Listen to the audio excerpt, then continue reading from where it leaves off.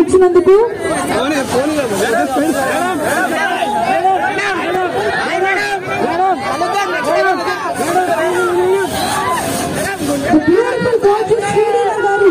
ఈరోజు మన shopping mall grand inauguration చేశారు. మీ అందరూ కూడా తప్పకుండా షాపింగ్ చేయండి. Thank you.